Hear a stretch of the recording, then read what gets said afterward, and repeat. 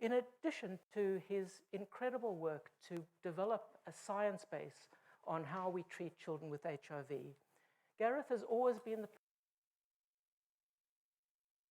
to be done. And he took on being training program director for academic trainees in the School of Paediatrics in London in 2014. He's chaired the Clinical Ethics Committee of Imperial College. He's been the pediatric expert on the London Central Ethics Committee. And these are all tasks which recognize the unique mix of expert clinician and expert in caring of how medicine should be done that Gareth brings. He's been co-director of the undergraduate pediatrics at Imperial since 2006, and it was in recognition of that he received this Distinguished Teacher Award in 2017. I've put in red global teaching because pediatric HIV has been a disease of the dispossessed, a disease which has its major impact in resource-poor regions. And I can't count or remember possibly the number of countries and places that Gareth has gone, but the people here who work in pediatric HIV will know that Gareth has traveled to far ends of numerous countries around the world to teach on HIV, to spread his clinical expertise and knowledge. And he has done a huge amount to upgrade knowledge and understanding of pediatric HIV in the far corners of the world. Before handing over to Gareth to give his talk, I wanted to spend the last few minutes saying something about how Gareth is seen by his colleagues and those that work with him and his patients. And I know that Gareth is the most unassuming person who seldom blows his own trumpet, but I think this is occasion to say a word of the unique way in which he has done medicine. I think anyone who has watched Gareth go into a cubicle and examine a sick child and then talk to their parents or talk to the child will know that looking after patients and clinical medicine is never something that is done just with the head and with science that is underlying medicine, but for Gareth has always been done with his heart. You've only to see Gareth showing the weight of responsibility when we've shared the care and he's been looking after a child who the care doesn't go well. And I think that there are 25 years or more of Imperial College medical students who have passed through the training in the period of pediatrics, who've watched Gareth at work. There are hundreds, if not by now thousands, of junior doctors who have passed through and seen a model of care which for me is the absolute epitome of how one delivers clinical medicine, in a way which there is a personal involvement and a depth of feeling and emotional care that puts at the heart of good medicine a personal feeling of responsibility. And I think that that will be echoed by everyone in the pediatric team. Gareth has given a wonderful model of how to be a pediatrician. Without, I think, exception, everyone in the pediatric unit, whether it is patients, families, staff, nurses, other professionals will know that Gareth has worked in a way that is always amazingly kind. He has taken huge care to be interested and involved with everyone around him, whether they were junior doctors in training, medical students, nursing staff.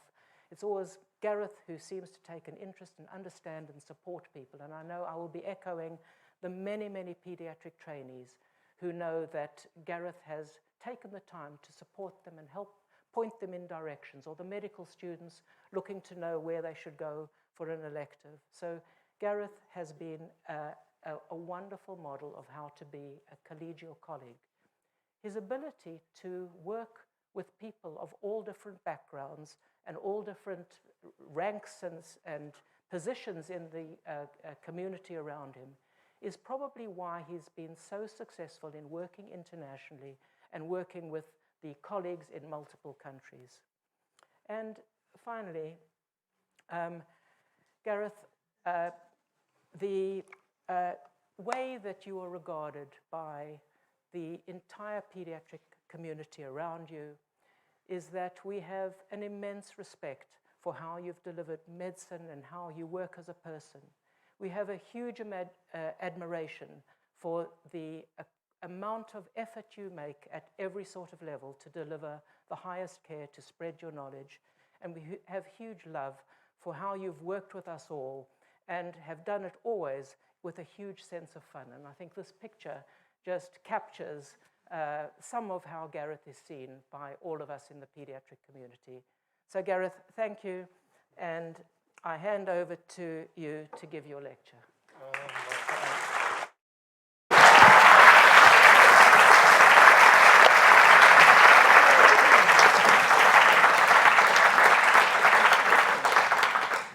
I think I should go home now. That's the good bit. So, let me make a start. Some of you may have realized that that picture doesn't show me in a laboratory, and that although I've had a fair amount of experience in the laboratory, that isn't my natural home. But what this picture doesn't show you is actually the clinic in which we were sitting, which is like this. And I was about to be devoured by this giant snail, and the guys who were doing the publicity thought, actually, we better airbrush out the snail for the publicity photographs. But that is my life as a pediatrician, and thank you, Mike, for those wonderfully generous remarks. The great thing about being made a professor at my age is that I've got some wonderful opportunities for talking for young children, particularly my grandchildren. And they are never short of a second opinion. And so when news broke that I'd been made a professor, I got two separate, completely independent, separate opinions. Firstly, from Archie and Jasper in Liverpool, and secondly, from Marta and Melody in London. And that was Professor Poopy Pants. And it turns out that Professor Poopy Pants isn't really a very nice person, so the grandchildren were not impressed. Family is extraordinarily important to me, and I just want to start by reflecting on that I have the opportunity to be educated by all of my grandchildren, all 7 of them here, and by my own children, who I'm delighted to say are here this evening. So George and Maya, when they were pretty young and we were in North Carolina living on 15 bean soup because I was earning so little money as a research registrar in North Carolina. And also to pay tribute to their mother, Nicole, who was with me for 25 years of this journey. And then to reflect on where we are now in our back garden with Marta looking after Luna in the garden, but most importantly, and always gently in the background watching over, it's my lovely wife. So you can see,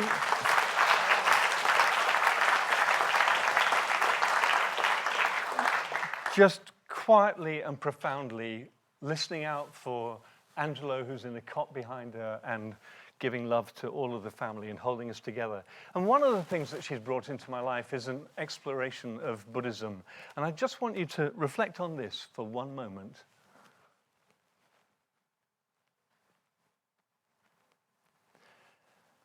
And I use it to say, I'm going to take you back to the beginning of my journey and my education as an absolute beginner in the world of HIV. But it comes with a very strong word of caution, a disclaimer. And I love this from Spike Milligan. Adolf Hitler, my part in his downfall. And all I can say is that in terms of my contributions to understanding and doing anything about HIV, I played about as much a part as I think Spike Milligan played in the downfall of Hitler. So what I want to do tonight is to take you on the journey of a very special person who was one of my patients, called Sasha. And Sasha's journey threads its way through the whole of my journey as well, because she was born in 1988. She was born to a very vulnerable young mother who had already been hooked on IV drugs in her teens, and her very controlling boyfriend was pimping her.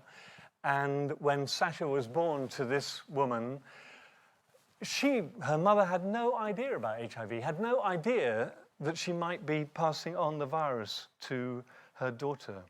And of course, there was no testing, there was nothing like that. And at that time, I had been thinking, and Mike kind of set the scene. I'd had this time in Nepal. I'd had this time watching children dying of infectious diseases that we couldn't quite understand on the leukemia trial protocols.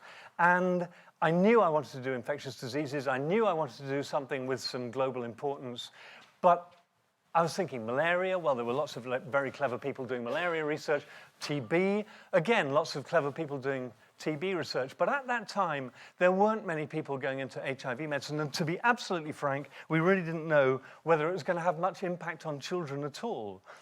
And at that time, I was waiting for the H visa to come through and ended up doing, quite by chance, a maternity locum, somebody's maternity leave at St. Mary's. And while I was there, well, in fact, just before I got there, this child had been referred from the United Arab Emirates with severe developmental regression. She'd been developing okay and then started losing skills that she developed. And she developed failure to thrive and thrush. And a very astute pediatrician, neonatologist, teacher, mentor, and who is in the audience this evening, Rodney Rivers, had made the diagnosis of HIV, which, to be honest, was an amazing piece of lateral thinking back then. And what was also really interesting for me was that Phil Pizzo's group, who Mike has already touched on at the NIH, had just published and were talking about their research using this new drug that nobody knew very much about called zidovudine, or AZT. And they knew so little about it and believed that it had a very, very short half-life in the plasma that they were giving it by continuous infusion. So 24 hours a day, this child needed a long line in order to be able to deliver the drugs. And in fact, it was wonderful to see that it worked, that this girl improved, she gained some skills, she became more communicative. And you can see even from the brain scans, the brain scan on your left showed what it was like when she presented with far too much water, far too much fluid space, not enough brain. And then gradually that improved along with her clinical signs. But the important word in this sentence is transient, because unfortunately, within a year, the AZT stopped working and she regressed again. And in fact, we stopped the treatment and she ended up going back to the Arab Emirates and dying.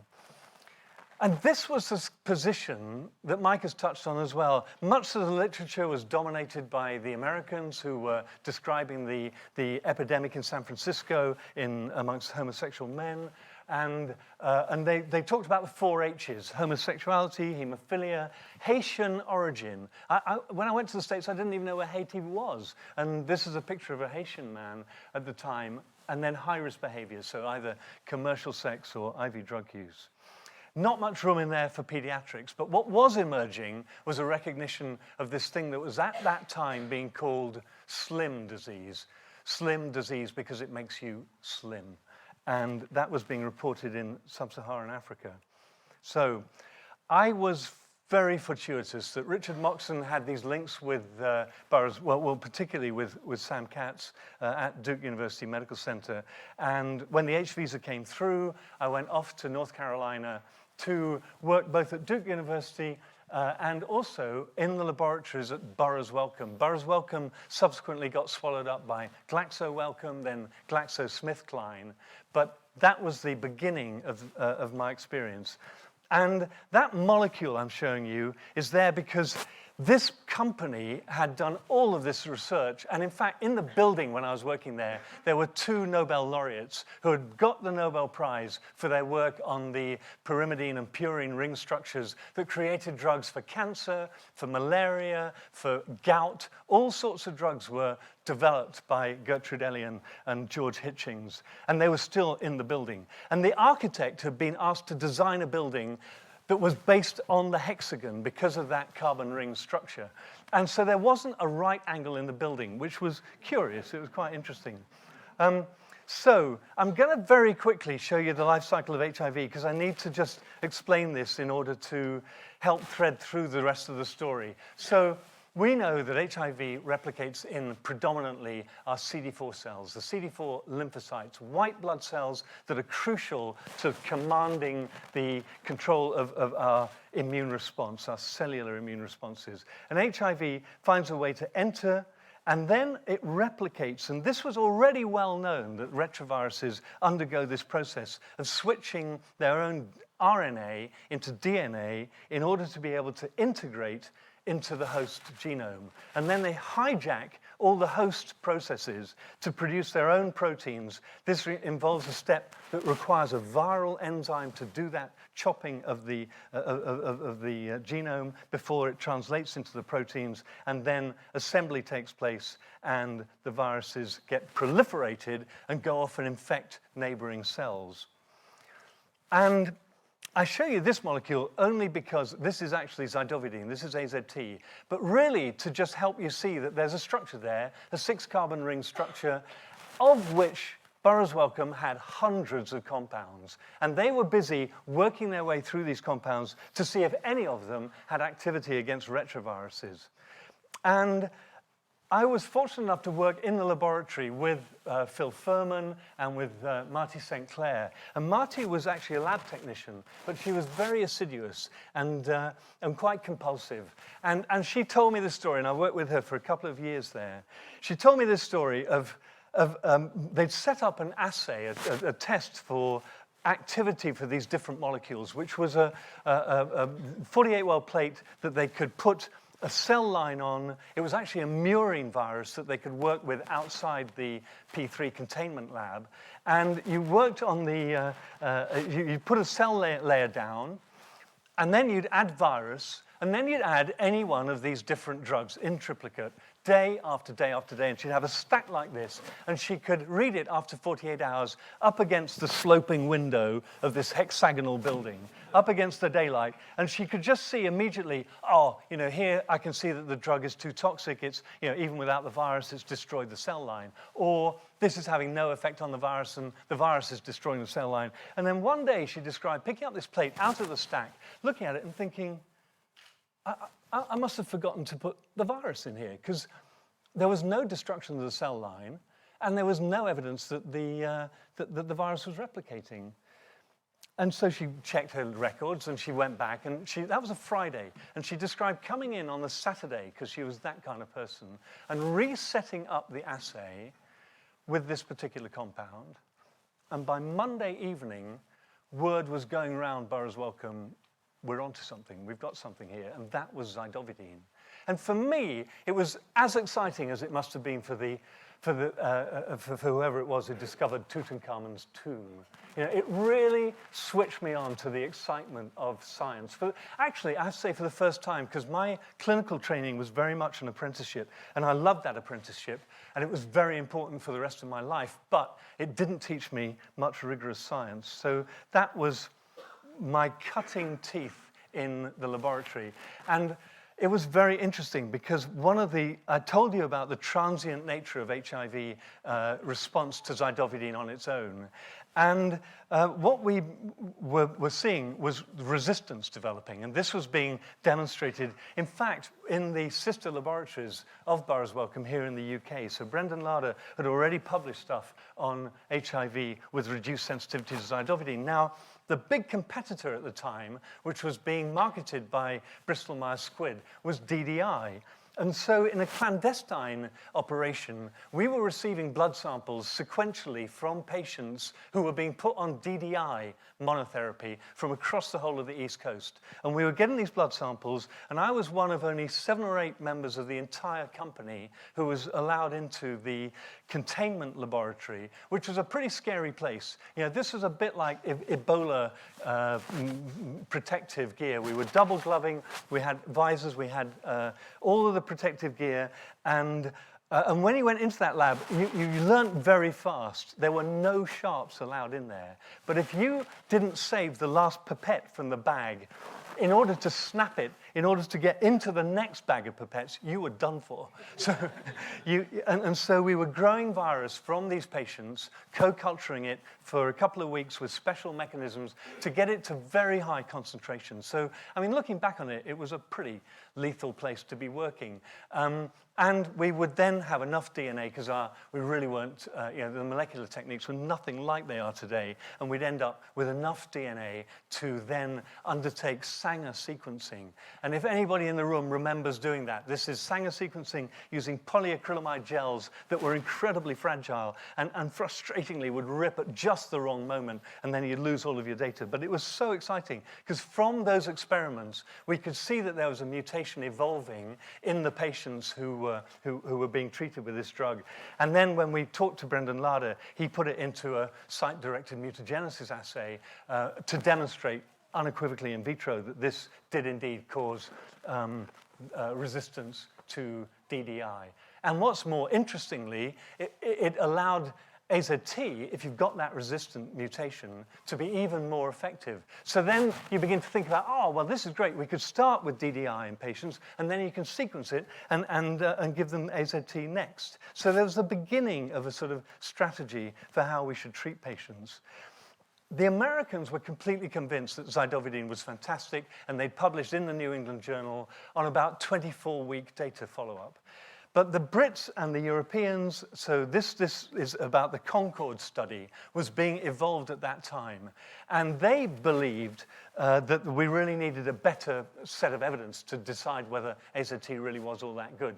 And they constructed a trial run in the UK and in France and in Ireland. Do you remember those days when we all got on with each other? And they undertook this very ambitious trial, which unequivocally showed that in the long run, it didn't matter whether you started immediately, you made the diagnosis, or you started late. In the long run, you had a period of time where you bought some benefit and then it was lost. So that was a very landmark trial. Now, Mike has already said that I was working for these two extraordinary people. So Kathy Wilford and Sam Katz were a couple, they were married, but in their own right, each of them were really fantastic contributors to pediatric infectious diseases in the United States. And they were treating the very first cohort of children, partly because Burroughs Wellcome was just up the road and they had very strong contacts, but they were treating the very first children in the world to receive AZT. So I find myself in that clinic with Ross McKinney, and I'm sad to say that we were doing a lot of palliative and terminal care back in those days in very young children. So, ignorance. We were totally ignorant about how the virus actually gets from mother to child.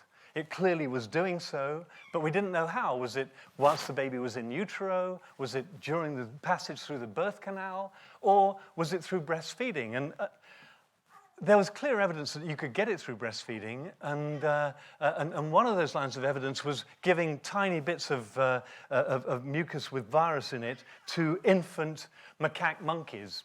And I want you to do this little experiment for me, everybody in the room. Just run your tongue over your lower lip. Is it smooth or is it bumpy? I'm kind of hoping it's bumpy because mine is. So what are those little bumps? Those little bumps are little aggregates of lymphoid tissue right underneath our mucous membrane. And in babies, that mucous membrane is very thin. And if you add virus into the milk that the baby is receiving, it is quite possible to get a virus across and into the activated T cells that will then replicate the virus and spread it through the body. I mean, there's evidence for all three kinds of transmission. But we were trying to understand all of this and also thinking about zidovudine, and maybe it would make a difference to this whole process. But partly because of the Concorde study, well, partly because of everybody recognizing that resistance was an issue, whilst this trial was being designed, the ACTG 076 trial, people were saying this is not going to work. And there was a real desire to do this as belt and braces. So the mother was treated 5 times a day with zidovudine from the second trimester onwards. She received intravenous AZT during her labor and delivery. And then there was a discussion about the baby. How long should we treat the baby for? And people would say, well, I think we should treat the baby for 3 days. And somebody else would say 3 weeks. And somebody else would say 3 months. And in the end, it was decided to make it 6 weeks. And bear in mind, nobody thought this was going to work.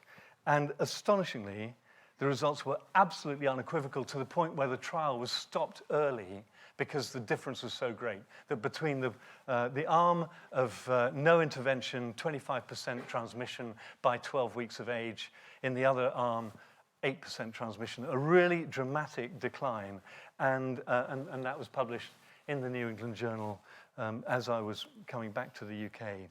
And just one other thing I wanted to say was that I was lucky enough to bump into Philip Golder during that period at Duke University. Now, he was on the rotation from Oxford, and he was only there for 4 months, but I was there for 2 years. And Sam Katz always used to say to me, you see, it's because you're a very slow learner. Anyway, I want to come back to Sasha's story. So Sasha was 5 years old when she was admitted to her local hospital with severe chickenpox. Chickenpox, I tell my medical students, if it crops beyond 7 days, that is clear evidence that you've got a problem with your cellular immunity. And that was Sasha's problem, that she couldn't contain chickenpox. And it was a very severe illness, and it took some getting over. And the doctors in the hospital told her parents, actually it was her grandparents who were mainly looking after her, listen, this girl has got probably no more than 6 weeks to live. We suggest you take her away, do something fun, and let her enjoy a little bit of whatever life she's got. And Sasha describes being taken to Austria and desperately wanting to ice skate and to try and build a snowman and not having the energy to do so. And that was really her earliest memory of HIV. And at that time, I was still working at the NIH and was, as Mike has mentioned, this extraordinary guy, Phil Pizzo, was my boss. And we were doing all of the basic science, well, we were doing basic science studies. I was doing some work in Gallo's lab at the time. Bob Gallo was one of the people who was pipped at the post for the Nobel Prize for discovering HIV. And we were doing all of these phase 1-2 studies on children. And I was getting involved in some of the PACTG trials of phase 3 drugs as well. There was some really interesting basic science going on at the time, and one of the studies I got involved with was actually trying to understand what it was, what process it was that HIV was up to that killed off the cells. And we thought originally it was because the cells themselves were infected and therefore they were broken down by HIV. But actually these studies showed it was the bystander cells that were also being destroyed. And Mark Cotton, interestingly, was working with Terry Finkel, who was my collaborator. They were working in Denver, and Mark Cotton went on to have a truly illustrious career in Stellenbosch in South Africa, running a very big clinical trial program and also a basic science program. And that was the point that Mike's already mentioned when he and Sam came and said, how about coming back to St. Mary's? And I have to say, of all the professional decisions in my life, the best was coming back to work for Mike. I have never regretted it. And thank you, Mike. I'm really, really glad that you came over and let me nearly kill you in the car, going the wrong way around the Arlington Memorial. Okay, so I come back to St. Mary's, where I'd already been as a registrar doing that locum job, to some of the Mary's royalty who, like Tom Lissau, who has continued to be one of the great educators who really is providing as continuing support for the next generation of doctors learning about pediatrics, and for Rodney Rivers and his fantastic wife, Sue, who was the life and soul of our department. And also, as Mike's mentioned, the family clinic team were beginning to evolve. Sam had already recruited a number of wonderful people and colleagues. And we subsequently made another brilliant appointment of Hermione Lyle, who everybody knows as the legend that she is. So we've been working together for a very long time. Sasha, meanwhile, had not fulfilled the prophecy of dying in the next 6 weeks and therefore got referred to our new clinic. And so she became one of my very first patients. And I remember being full of hope. You know, I'd come from America, and I got all these ideas about the drugs that we could use, and started giving her some of these, what she regarded as poisons, and she felt that I was just making her even more ill than she was before we started, to the point where she could not tolerate these drugs by mouth. And we ended up having to resort to putting in a gastrostomy tube and then converting that into a PEG, a gastrostomy device that allows you to give the medicines straight into her stomach. She was in hospital on and off over the next 2 years. She missed a huge amount of schooling, and it wasn't until the age of 8 that she actually got back into school and was made to start again in reception. But she was making up for lost time. And meanwhile, there were lots of things happening. I joined the steering committee of the Paediatric European Network for the Treatment of AIDS, the PENTA group. And there I was in contact with some of the PENTA royalty. So Carlo Giaquinto, it is back to us. Di Gibb, who played a pivotal role and is doing so today right the way through.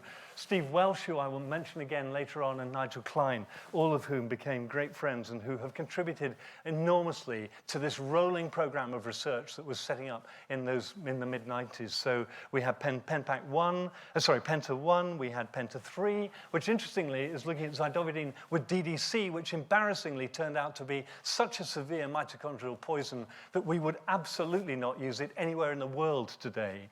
And then this randomized controlled trial of adding lamivudine, 3TC, to the current regimen. So we were beginning to progress with combination therapy, but this was just 2 drugs.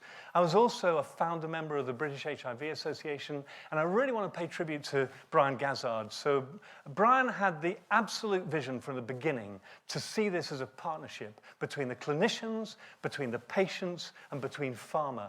And as a triangulated group, we could really work together successfully to try and improve the outcomes and actually listen to our patients. I have to say, as a pediatrician, I don't think we listened to our patients very well because we had no other alternatives. So when they were telling us about odd clinical symptoms and signs that we couldn't quite figure out and put together, we tended to ignore it because it was just inconvenient and we didn't want to take them off the drugs that were doing something.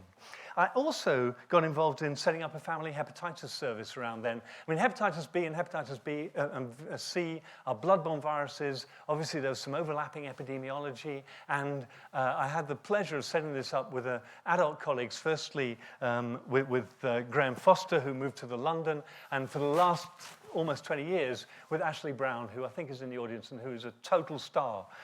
So Ashley and I have gone on to look after many, many families with Hep C and just reflect on the fact that in 1988, we hadn't even cloned hepatitis C. We didn't know anything about it, and I'll come back to that.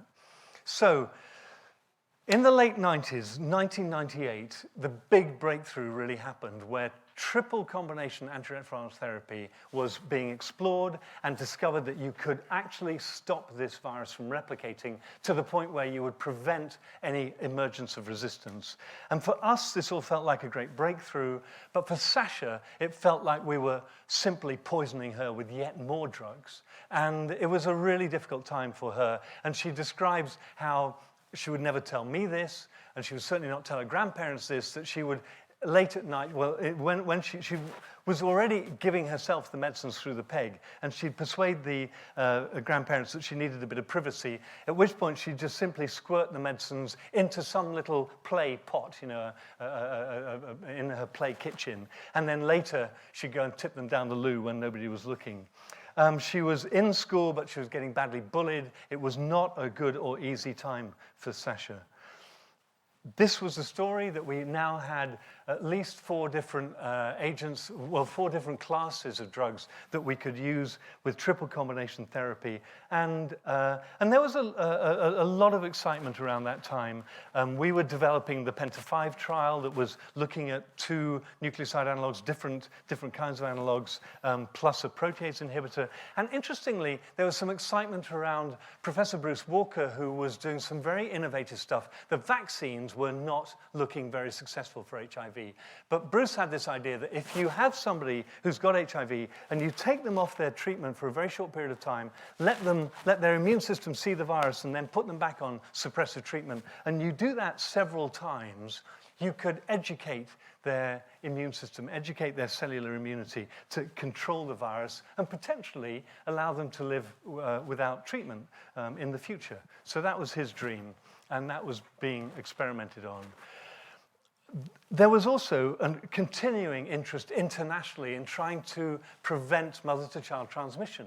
And this was led by colleagues in Thailand who felt that the zidovudine, the whole approach to zidovudine in the 076 trial was absolutely unaffordable. They couldn't possibly give intravenous zidovudine to the mothers, and they really couldn't afford 6 weeks to the baby. And anyway, in a background population with a lot of anemia, that really wasn't ideal. So they were they were using short courses and published this in the Lancet. And the reason they published it in the Lancet is because the New England Journal editorial board, well, the editors, refused to publish it because it was not considered ethical to have done anything that didn't include the 076 active treatment arm, 6 weeks of therapy.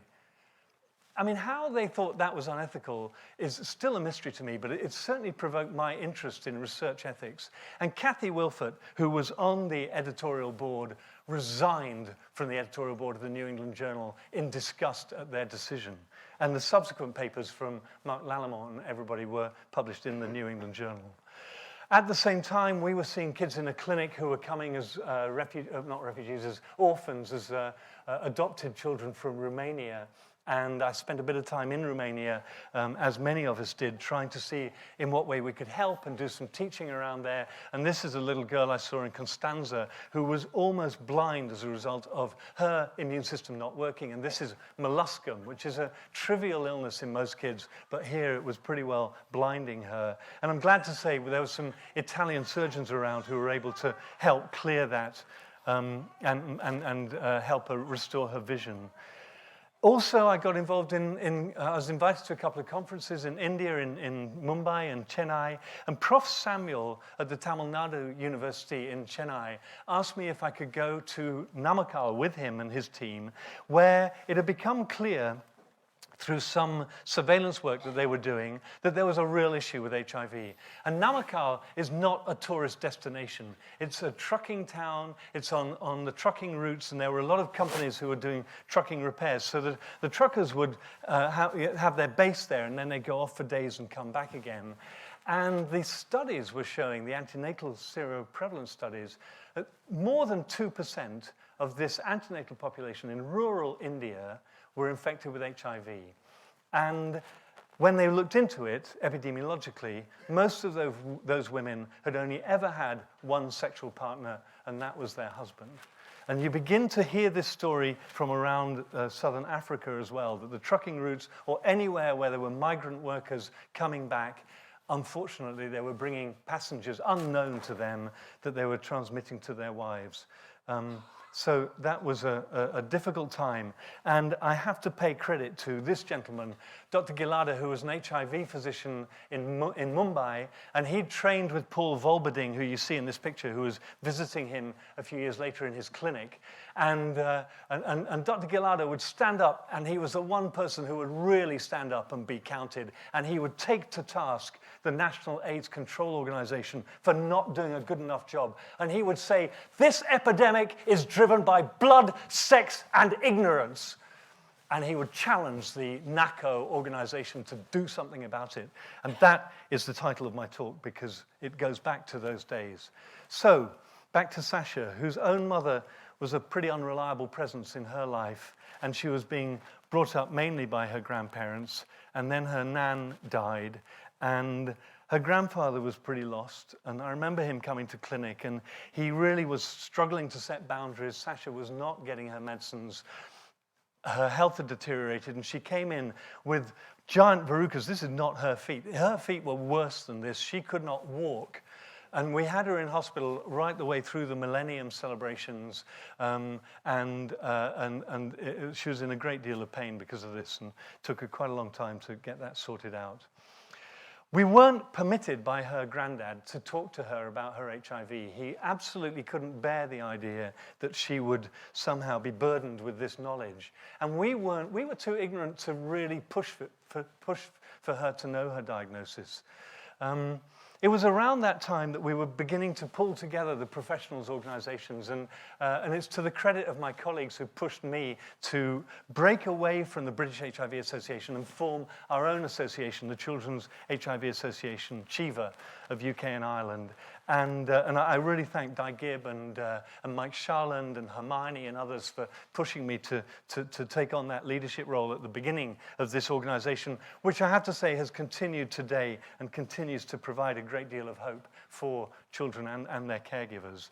But the big picture was this, that you can see the figures here of what was happening in the global epidemic. The tens of thousands in North America and the Caribbean, and bigger numbers in South and Southeast Asia. and huge numbers in southern Africa. 2.4 million children estimated to be living with HIV.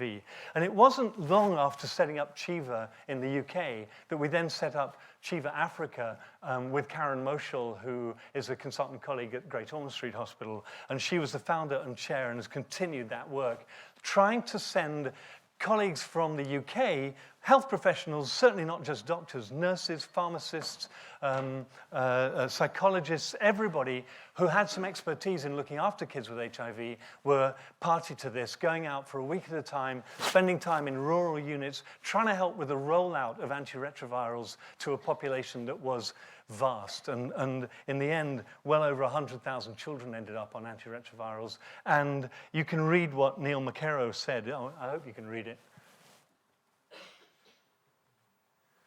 So I think we played a useful role in helping with that rollout. Durban was at the heart of this epidemic, and it is depressing to remember that when we were there were very few pediatricians, but one of them had to take on the responsibility for treating child sexual abuse along that Durban coastline in the hospitals dotted along there.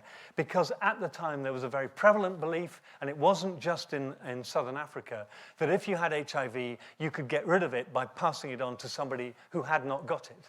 And in order to do that, there was sadly far too much sexual abuse going on, down to children as young as 6 months of age, in order to find somebody who was not infected and who was being raped in order to get rid of HIV. A very tricky time. And into that was not only the work of Chiva Africa, but a collaboration with Philip and later Andy Prendergast. And here you can see us in the Drakensberg. You can really understand why they're called the Drakensberg. You can see the tails of the dragon coming down from the berg. But this was a really, I think, great collaboration. I'm really glad Philip is here in the audience tonight. We set up this rather ambitious study to try and replicate. I should say that Bruce Walker had the vision to set up a laboratory in the University of Durban at that time, and Philip was with Bruce Walker both in Boston and in Durban, setting up a pediatric basic science lab that would do the immunology and the virology, and then with these incredible people that we worked with in 2 hospitals, we had this idea that we might replicate Bruce's work in adults to see if the infants could also respond to the same idea. But this was the challenge. We were working in an environment with informal housing, with people living a long way from roads, with no refrigeration, and this was what we were trying to do. We were diagnosing the kids. We were picking them up, obviously, antenatally, following them from birth onwards with a blood test on the day of birth, a blood test at day 5. It was really intensive to pick up the infected children. And it's a great sadness that there were so many children being infected still, despite the early interventions with nevirapine. And the idea was that you take them off treatment, you get the virus under control, and we were using a complicated regimen of 4 different drugs to try and achieve that. And then you would let the virus come back for a very brief period of time, put them back on, and see whether you can make this work. I have to say, well, I'll come to some of the data later on. It was a challenging study to do. Anyway, Sasha was by this stage 16 years old, so now here we are in 2004, and she's trying to help her stepdad repair a conservatory. And she's up a ladder, and as far as I understand it, fell through the glass pane, lacerating her leg. And she ended up in hospital with a big laceration. And she describes the faffing around that was going on. And then this young junior doctor walks in and says, "Hello, Miss Goodman, I gather you're HIV infected." And Sasha and her stepdad looked at this guy and said, "What?" And he backed out and said, "Sorry, wrong patient." And then it all began to make sense to Sasha. All of these efforts that we'd been going to in the clinic to try and help her understand her diagnosis without actually naming HIV. And of course, she was still a legacy of that whole period that Mike talked about, of the fear and the stigma and the loathing and the idea that it was all about tombstones. And all that she had in her mind was death. This is a death sentence. And she remembered going to find her mum, and she had never had sex herself. She knew that she must have got this from her mother. And she remembered just calling her mother by all sorts of awful names for giving her the HIV virus. And she came to her mum, said, you better go to St. Mary's and have a conversation with them. And Sasha, when we confirmed it for her, just was so angry with us for not telling her the truth. She slammed out of clinic and went on to have a pretty tough time in the coming months. At that time, we were demonstrating, we had set up this CHIP study, the Collaborative HIV Pediatric Study, which was an epidemiological study of where the children were and how they were doing. And a lot of the children were doing very well, is the truth. That over the years, as we'd been able to introduce triple combination therapy, you can see that the deaths were coming down and the AIDS and disease progression rates were all coming down very nicely.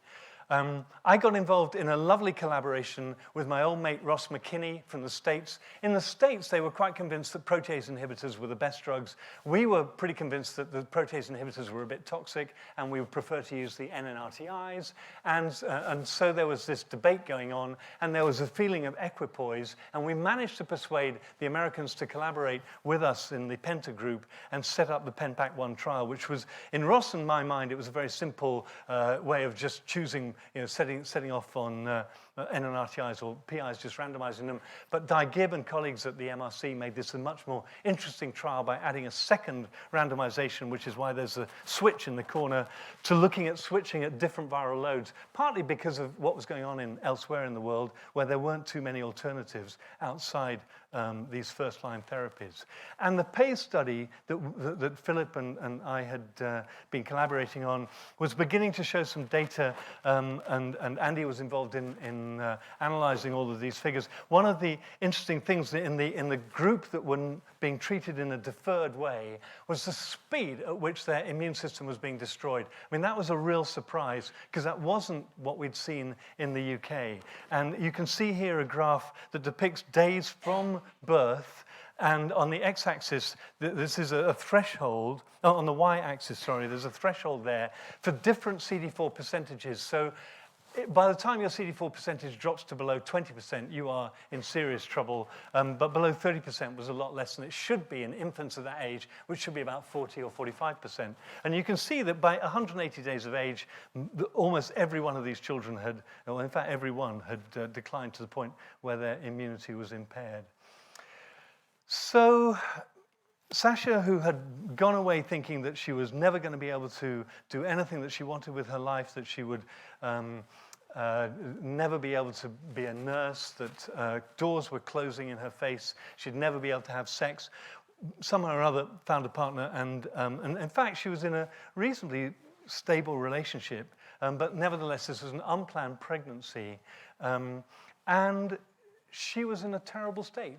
She still had the PEG in. She was still really adversely affected by antiretrovirals. She knew she wanted to prevent her baby being infected, but every dose of antiretrovirals was making her vomit. She was having to take loads of antiemetics. It was a very, very difficult pregnancy. And then at 32 weeks, the baby stopped moving. And Sasha thought, I've killed my baby, it's my fault. And in fact, she was delivered by emergency section, and the baby was only 2 pounds, 15 ounces, and had all sorts of complications, developed necrotizing enterocolitis, was on the intensive care unit, but survived. And Sasha found it very difficult to believe that the day 1 bloods suggested this baby wasn't infected. And then the 6-week bloods showed that the baby definitely wasn't infected. And she wasn't breastfeeding, so therefore this baby went on to be uninfected. And she was one of the very first people in the country to deliver, of our perinatally infected cohort, to deliver an uninfected baby, which was a great achievement. And at that time, my fantastic colleague Caroline Foster was busy really setting up the transition services. And Caroline took over the care of Sasha at that point. And Caroline was defining good practice for how we should be doing the transitions. She was publishing things like the Pediatric Legacy for Adult Services, trying to make our adult colleagues wake up to the fact that these children were going to survive, and they were going to survive with quite a lot of complications, with a lot of drug-resistant virus and so on. And we published on Crossing the Divide with one of our medical students.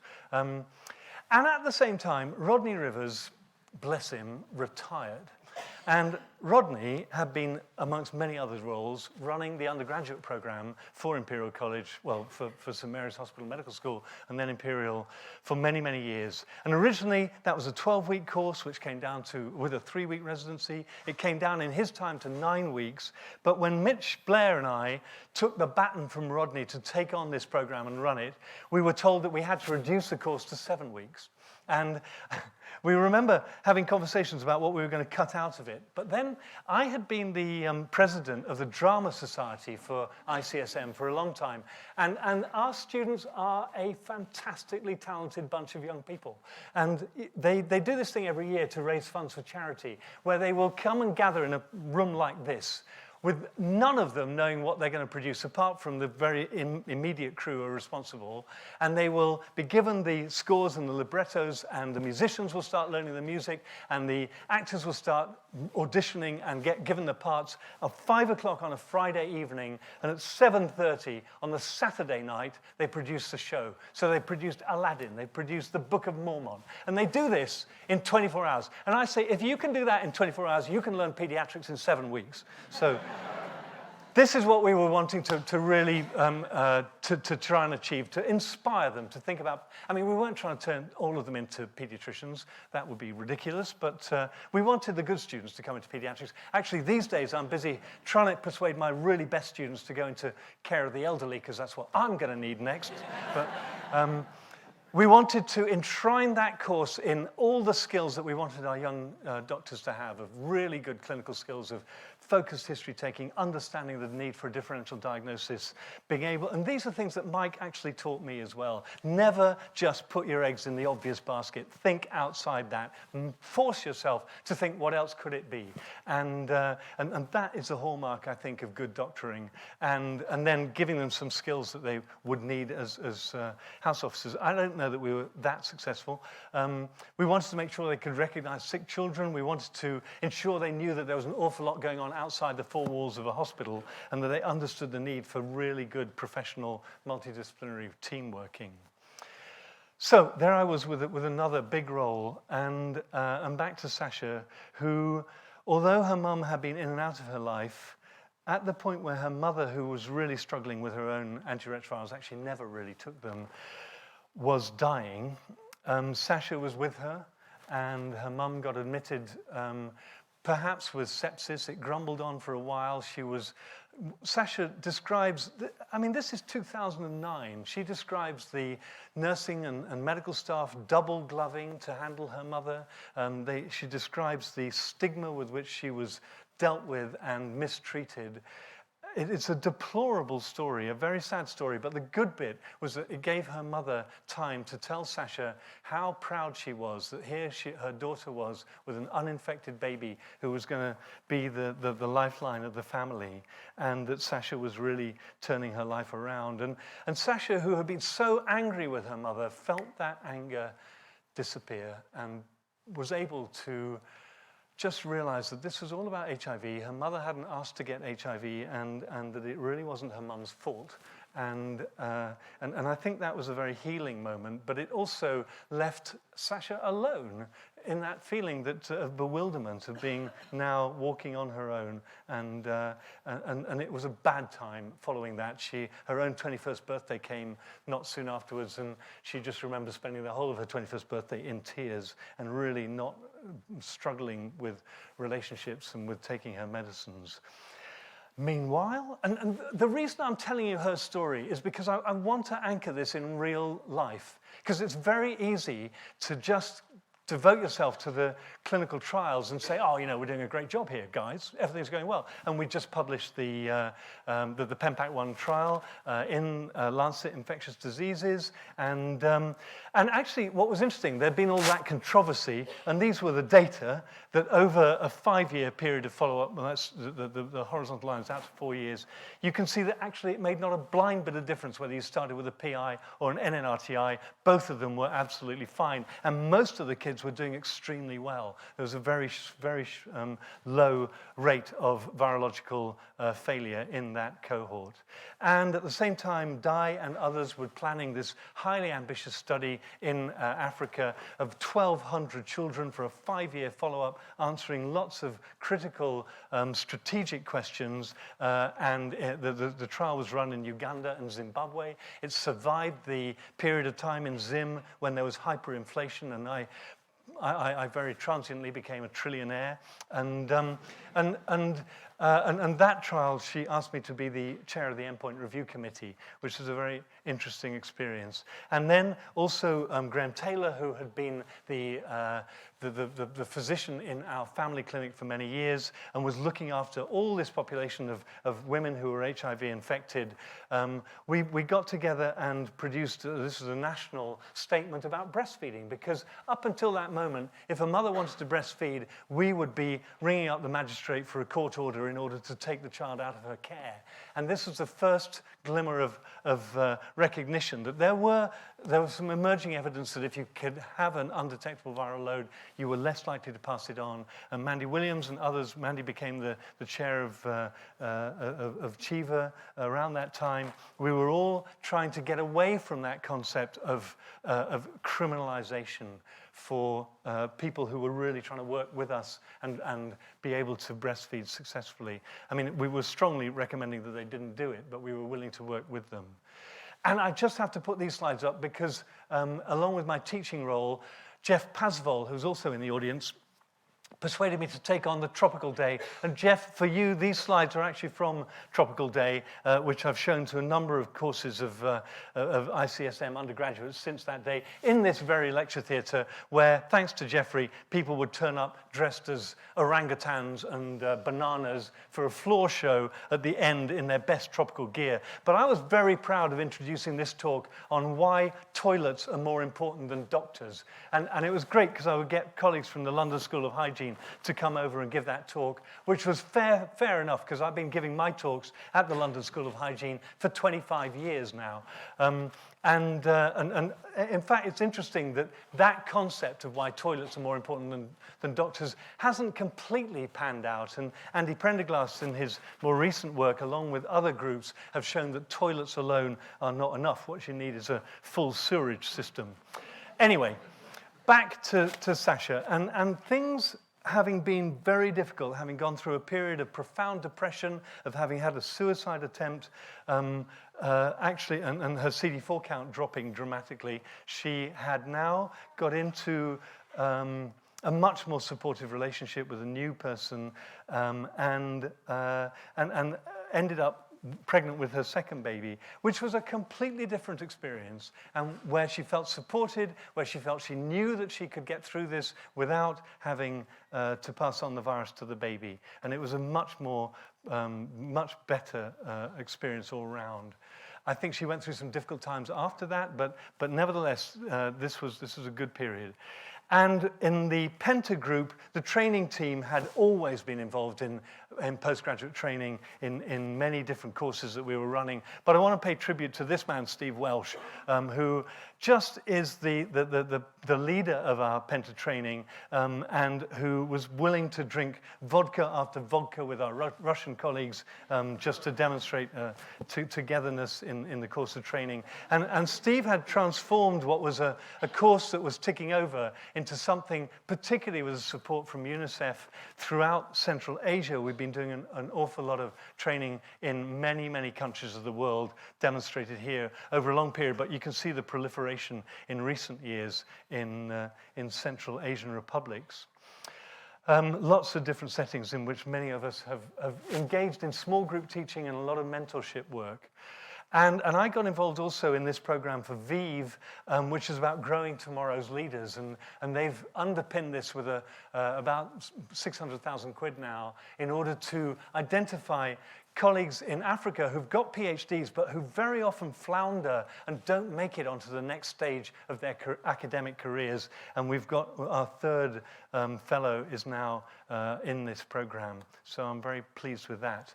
And I mentioned hepatitis viruses. I haven't got time to talk much about that. But one of the things that we did do with Ashley and colleagues was to look at the cost effectiveness of diagnosing hepatitis C in pregnancy. And this was before we had really good oral antivirals. And even without the oral antivirals, we were able to show that it would be cost effective to pick up mothers in pregnancy. And we certainly have been advocating for that. And now, I'm sure you're aware, this is the availability of oral antivirals that in 8 weeks can treat and cure people with HCV has been a really dramatic story. And with Ashley's help, we've got a number of young people. In fact, we're treating, I think, the youngest child in the country at the moment is a 10-year-old, with the support of my fantastic colleagues, Natalie and Sophie, who are clinical nurse specialists, getting them through the course of treatment and curing them. So that's all very exciting. And at the same time, I was thinking a lot, because the students were talking to me, about the way that we organize education in these silos that suits the medical school, it suits the teachers, but actually it doesn't really suit the students to be doing everything in little blocks. And some of you have heard me say this before, but for example, this is the kind of the course of the medical students going through their different rotations. So I would have people in pediatrics who have done obstetrics before coming into pediatrics, and I have a group of students in front of me, as 60, 70 students, and say, right, let me see a show of hands, how many of you saw a preterm delivery when you were doing obstetrics? And typically about 10% of the hands would go up. And then I say, how many of you went to see the baby afterwards? Nobody. And this is because obstetricians think that babies are inconsequential byproducts of conception, and the placenta is a lot more interesting. No, I'm sorry. In fact, Martin is in the audience, and he's my dean, and he's an obstetrician. So, but the truth was that we were expecting the students to kind of synthesize all of this knowledge and put it together in a way that was not easy, and also giving them authentic responsibility was a big, big problem. And so we set off on this integrated clinical apprenticeship, which took just a cohort of 24 students who were volunteers. I mean, they signed up to this, and we ran it as a randomized controlled trial, effectively, in which they would be placed for 1 day a week with a GP mentor in pairs throughout that year. And they would have children, they would have a population of patients who had issues that we were teaching in the hospitals, you know, pediatrics and obs and gynae and psychiatry, and they would have responsibility for their own cohort of patients. They'd see them in primary care, they'd see them in secondary care, and they'd take an active part in their management. And that was underpinned by weekly tutorials where we'd split them into different groups and enrich their learning and help them teach each other, because at any given moment there'd be somebody who'd be doing pediatrics and they'd be talking to somebody who'd never done pediatrics but had a pediatric patient, and they would swap stories. There was continuity of care, there was continuity of the curriculum, and there was continuity of supervision. This is really lacking in the medical school as it stands, although Martin and colleagues are doing some heroic work to address this balance. And I haven't got time to go into the data, but this is just one graphic image of the students' own work trying to describe their journey from I'm just a medical student to I'm ready to be a junior doctor. And it takes a dip because, of course, they're trying to learn everything in the first few months. But then gradually, she's used these lanyards and tongue depressors with little messages of the steps that it took to really become a much more ready for the workplace kind of person, writing the letters on behalf of her patient to the secondary care team or to social services or whatever. All of these steps that helped her feel ready to be a junior doctor. And this concept of an integrated clinical apprenticeship has now been taken forwards. There are lots of people involved, but Andy McEwen and Ravi Parekh have been absolutely pivotal to delivering this and to having the vision to take it forwards now into the 6th year at Norfolk Park, where our students are doing a so-called F0 year in real readiness for the workplace. And this concept is being pushed into the new curriculum, so I hope all of our students will get more longitudinal teaching in the future. At the same time, we had in our clinic a few patients, very, very few, and one particularly outstanding child who was truly an elite controller. So this girl had reached the age of 14, she's now 16, with an undetectable viral load. We knew that she was HIV infected. If you can see in this graph, on the red is the viral load on that y-axis through the years of her age. Starts off pretty high, and the blue is showing her absolute CD4 count, and then we've also looked at CD4, CD8 percentages and so on. But if you just concentrate on that left-hand graph, she's got a viral load that comes under control without any antiretrovirals, and then for many occasions in the clinic, she's got an undetectable viral load. I mean, this is very unusual. And Philip and I got together we just contacted all of the people we knew around the world to try and see how many other children out there were like this. And the answer is, this is a pretty rare phenomenon in HIV in children. But nevertheless, with all of the help of these people, we pulled together 11 elite controllers, 10 of whom were girls. And so it comes back to sex in the guise that maybe you didn't expect, but actually sex is very important in many ways. And this was one piece of evidence, although the protective element is a complicated story, and you can ask Philip at the break. I want to finish very, very soon and hand the microphone to Sasha, who's in the audience. Who has really done the most extraordinary things with her life now, and she will be able to tell you about it. But I can't finish the story without mentioning what has been happening in the last 4 months. So this is taking you to Pakistan, to Lakhana district, and the sub-district of Ratadero in Sindh province, which forms the coastal region with Karachi on the coast. And this is what Sindh province looks like. It's a pretty dry, arid place along the Indus Valley, except where it's irrigated. You've got, it was 55 degrees in June when we were there, and there is, looking out of the window of the United Nations car in the convoy, there are more donkey carts in many of those towns than there are cars. There is trash everywhere. The urban environment is a disaster. Sanitation is very poor, and there's a lack of access to clean water. And it's no surprise that in that environment, children are getting diarrheal disease, they're getting dehydrated, there's a lot of tuberculosis, there's a lot of subacute and severe malnutrition. And in the third week of April this year, an unusually high number of children with recurrent infections was identified, and a local practitioner decided to do some HIV testing. And a bit like Rodney Rivers, except 20 years later, or 30 years later, he decided to do these HIV tests, which was a bit out in left field. And of a small number of children he tested, 12 were positive. These were confirmed. The parents were screened, and none of those mothers were HIV infected, which immediately suggested this was about infection and control practices. And the local district health administration started mass screening, and they have screened 35,000 people now. And unfortunately, this is not the first outbreak of its kind in Pakistan. You can see that there have been other indicators that there's a real problem in terms of unsafe injections. But in Ratadero, where they've now screened more than 35,000 people, there are more than 1,000 new cases of HIV infection, 840 of whom are in children under the age of 15. What came out, oh, we've lost the picture there. What came out of the WHO initial investigation was just a lot of bad practice, a lot of these children being given injections with infusions with a needle and a giving set, multiply using the same needle and syringe in a room full of children. And on the wall outside the screening camp, the people who market these syringes were busy saying that this is murder to reuse a syringe. So it comes back to certainly blood and ignorance. And clearly, to try and resolve that, a lot of people are involved. And I just wanted to highlight WHO and UNICEF, and particularly also Fatima Mir at the Aga Khan University for their role in trying to bring us together. But the Penta team have been out there. I was there with Natalie and with Steve just a few weeks ago, trying to provide mentorship in this very, very difficult circumstance, and think about how we're going to deal with address the drug issues and so on. on. But Penta ID is thriving. This is a recent meeting that we had in Italy. No shortage of young people amongst this group who I hope are going to really take this a step forward and achieve a cure for HIV, which is something that my generation have failed to do.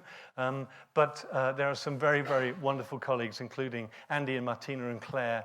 And the Penta family, we've formed a collaborative program in Russia called the REACH program, which has got 3 million euros of European funding. And you can see that a lot of conviviality in this group, including Pablo and Ruslan Malyuta in our Penta team and with UNICEF.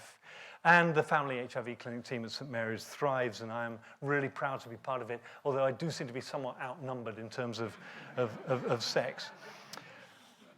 So at this point, I just want to hand over to Sasha, because this is about her. It's Sasha who has come through all of these years of our endeavor in terms of the academic input as a real human being living through it.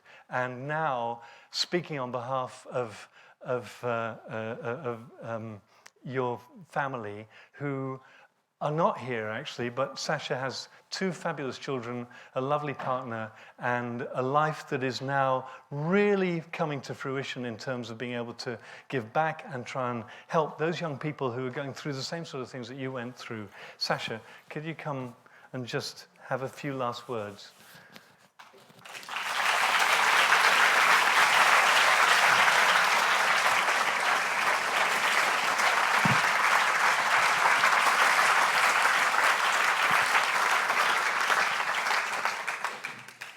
I'm not going to lie, that was a bit emotional. One thing Gareth failed to mention is I was difficult. That wasn't easy. And Caroline's in the audience as well, and she's laughing because she knows I was stubborn.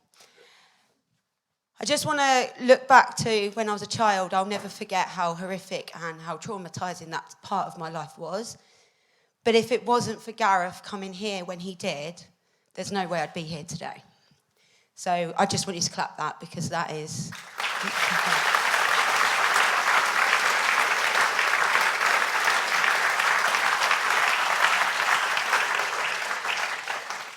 And thank you to his family that's part with him being the doctor he is, and giving hours and tireless time across the world to help people like me. I'm not the only survivor, I'm one of many. I wouldn't have my children, I wouldn't have the life I've got today. Yes, I've had to jump through so many holes to get here. And when he rang me a few months ago to ask me to join in with this, I said it would be an absolute honour, and it is an honour. Going back to treatment, back in time when the AZTs were here, they were horrific. I'll never forget how ill I felt on them and how much I hated my doctors. But I loved him at the same time. I couldn't wait to come to clinic. Every time I went to clinic, there were stickers on the ceiling, Gareth. And he'd say to me, look at the stickers, and then stick his big head over me with his eye thing to look in my eyes. So I couldn't actually see the stickers. And I'll never forget how caring and loving the HIV team were at St. Mary's. And Gareth was my doctor. And then later on, Caroline Foster became my doctor when I moved over, and when she was pregnant learning in peds. I won't forget that. I'm going to feel old now. But even when we went on to the ART, even that was difficult, and I did hide my meds, and I did put them away. But we are still sometimes facing that today, and I'm supporting young people in that position. And it's not because of the side effects now, because the side effects are very limited. I live a normal life. I can walk, I can play, I can drink, I can party, I can have sex, lots of things. But because of their self-esteem with the treatment and the ignorance of the virus in the public sector. So people like Gareth are trying to change that, and we should be ever so grateful for the science that he's been in the labs, and he's helped, and he's got part of all of these wonderful things. I didn't know even hardly any of that. I just knew him as a paediatric doctor.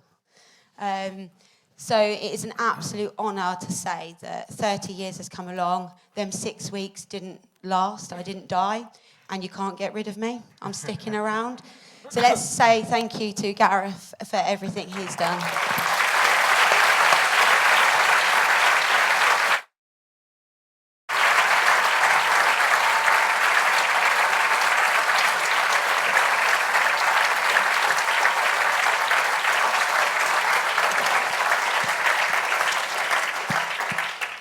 So I think we've just had a much better vote of thanks than I could give. So all I'm going to say is thank you, Gareth, for what you've done, what you are, and let's go and drink some wine.